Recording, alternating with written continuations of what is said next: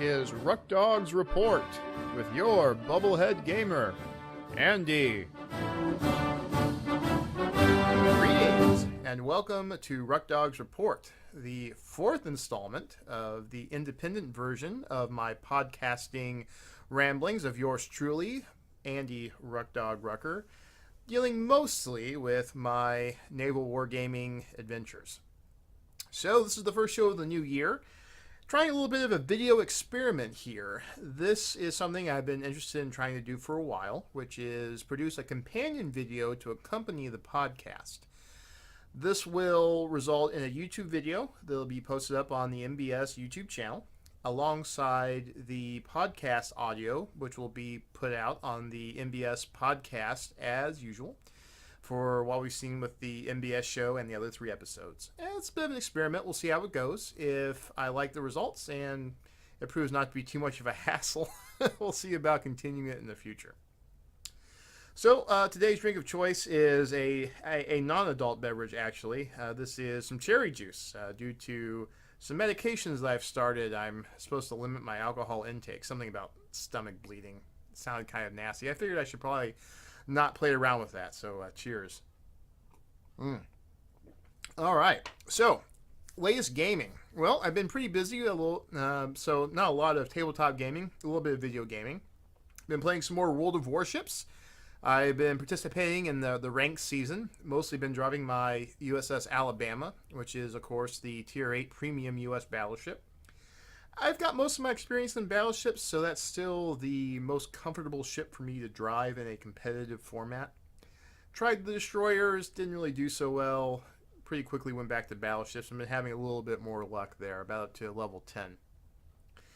And I've also been working the World of Warships badges campaign that they've been running, trying to get all those cool little badges to put next to your username when you play the game. That's been fun. I've also been playing Subnautica. So Subnautica is, strictly speaking, not a naval game, but it does take place in the ocean, so I got that going for me.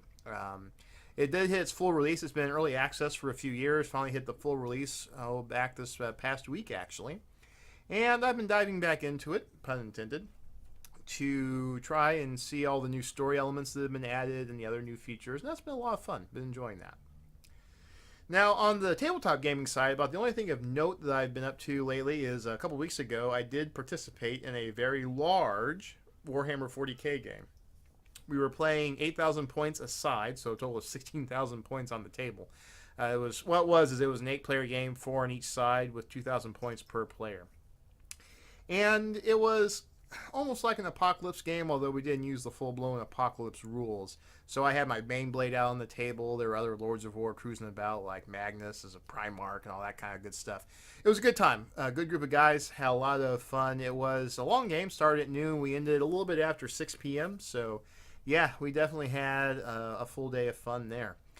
Now, on the hobby side, I got my Saturn V Lego model built. Got that for Christmas. And I got to say, that was a very enjoyable build. It's been a little while since I've built a Lego set, and it's been a long time since I've built a Lego set that was of that size and complexity. You know, a couple years ago, I built a couple small stocking stuffer style Lego sets that friends and family had gotten me. This is the first time in a long time that I've built a set that was that big. And very impressive model, lots of really cool detail on it. I was really happy with all of the nifty construction techniques that went into that model. Very, very eye-opening. I'm sort of a traditionalist when it comes to Legos. I mean, you know, when I was really big into Legos in the 90s, you didn't really have a lot of the fancy elements and the stud not on top type techniques that are very popular today. And so I'm sort of the standard square brick on square brick on square brick type of constructor. So see all these, you know, weird 90-degree angles and all of the clips and all this other stuff that they were using on that model. Really, really interesting to see. Just sort of mind-boggling the amount of engineering that went into that. The only other really thing I've been doing for modeling is I've been working on some casting experiments. I've got a couple of Dystopian Wars models that were missing pieces. These were some eBay finds that arrived, and they were either missing it from the factory or at some point during their shelf life, a accessories bag had gotten pulled out of the box, and so I was missing that. And I've been using some casting silicone rubber to make molds and a two-part epoxy to try and basically produce the pieces they're missing so I can have a usable model at the end of it. And that's been going pretty well. It's going pretty well. I'll have to try and see about getting some stuff posted about that on the forums or the MBS blog so everyone else can see. All right, so what did I want to talk about this time around? Well, in the process of organizing my game room here, I was going through a lot of my gaming books and my board game collection and some of the old miniatures that I haven't painted yet. And it struck me that a decent chunk of my collection dates from about the 2010 to 2012 time frame. And I'm being joined by my kitty. Hello, Phoebe. So it got me thinking, was that time period a little bit of a golden age when it comes to naval wargaming? I mean, let's look at that time period and see what was released, because it's kind of surprising. You have Dystopian Wars that came out in late 2010, early 2011. You have the ill-fated sort of 1.5 edition of Firestorm Armada that came out then. You had a reboot of Uncharted Seas, a second edition of Uncharted Seas that came out. So Spartan was definitely hitting on all cylinders. It was really during that 2010 to 2012 period that I think Spartan hit its most explosive period of growth. And it was really interesting to see all of the new stuff that they were producing and all of the interesting things coming down the line for all of those games. But they weren't the only game in town. I mean, you had Axis and Allies War at Sea. That was still definitely a going concern at this point. I mean, you had in 2010 an expansion set. 2011 was the final expansion set, official expansion, I should specify. There's been fan-made expansions since that I've actually purchased a few, and they're quite good. I recommend you look into it if you're at all interested in War at Sea. But it was still, an officially supported by the game company type of game at that point. Still definitely a Class A game at this point. And then you had X-Wing launched towards the end of this period. I mean, X-Wing, we go back and forth on that as to whether it's truly a naval game or not. But, the fact remains that it is one of the biggest games out there, if not the biggest miniatures game out there, just in terms of sheer volume of sales. And it got start during this time period, right at the end of it in 2012, but still during that time period. On the board game side, you had a lot of other stuff going on, too. You had Star Trek Fleet Captains. That came out in this period. You had Battleship Galaxies, which was another great space combat game that came out in that time period. Leviathans by Catalyst Game Labs came out. That was a pretty big splash that was made, and it was in some ways a riff on the steampunk airship type of concept that you saw a little bit with Dystopian Wars. And that was one game that, well, we'll get to that in a second. That was one game that ultimately, sadly, ended up not going very far. And that was sort of the overall sense I got when I was going through these parts of my collections. It was a little bit of, oh, I remember this. What would have happened if kind of thing. I mean, we pretty much all know at this point what happened with Spartan games, right? So I don't think we need to really cover that or rehash that anymore here. But look at games like Axis and Allies War at Sea. I mean, here was a game that had a very strong community, was very popular. It was, by all intents and purposes and everything that the community could see, selling well. But ultimately, it suffered from the fact that it didn't sell well enough. In other words, it fell victim to the fact that it was part of a large toy company. I mean, it was made by Wizards of the Coast, but of course that's owned by Hasbro. And compared to things like Magic and D&D and a lot of Hasbro's other toy lines, Axis and Allies War at Sea was just a very small fish. And although, from what we know, it was profitable, it appears that it just wasn't profitable enough. In other words, the company decided the juice wasn't worth the squeeze, and they ended the game, which is sort of sad. I think that there could have been more done with it. I mean, the community consensus that I remember from the Forum Mini at the time was that there was easily another one or two sets, solid sets of units in the game at least, to cover all of the major units from the various navies that hadn't been quite released in the game yet. But sadly, we never got those. The game was sort of put out to pasture, and it's unfortunate because it was one of those open-ended cancellations. Wizards of the Coast never put out any official thing saying we are no longer going to support or produce Axis and Allies War at Sea. It just basically petered out. It just sort of went away. And ever since, I've been hopeful that some other company will get into the market, or maybe even Wizards of the Coast will pick the War at Sea mantle back up and re-release or start releasing the game again. But so far, it hasn't happened. And I think that's a shame. I think there's definitely space in the Class A game market for a World War II historical naval game. Some I've mentioned in the past and that we've discussed both here and on the NBS program in the past. So fingers crossed something like that will happen in the future. But, there's nothing like that in sight as we speak on the horizon. The good news is, at least with War at Sea, is that it continues to be very well supported by fandom. And it also happened to fall apart about the same time that Shapeways really got big. And so that's been a huge help in terms of having lots of miniatures available on Shapeways for folks to continue to buy new units and keep working on expanding their fleets, even though it requires a little more work now because the minis are no longer just pre-painted. You have to actually paint them yourself. Now, there's some other things going on at that time period with Hasbro and Battleship Galaxies. And Battleship Galaxies, if you really look at its structure and the way the game was designed, it was pretty clear this was intended to be an expandable experience. In other words, you could go and you could buy an expansion box that maybe had a whole new fleet in it, or you could buy a booster pack that had one or two new ships and some additional upgrade cards.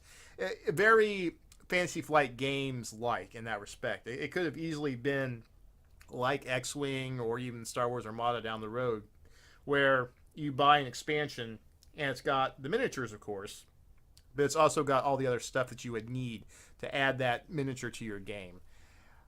Again, unfortunately, it never seemed to have taken off. It was a fun game. It seemed to be well received by the community. I think it was nominated for a couple of awards, but it just never got the mass market appeal, I think, that Hasbro especially was looking for. In other words, it wasn't as popular as the Monopolies and the actual battleships or the Risks or whatever else that was out there, and it just didn't get the support it needed internal to the parent company in order to continue on, which is, again, a shame. It really was a pretty good game. Leviathans was another one that, like I said, kind of sad that it didn't go anywhere.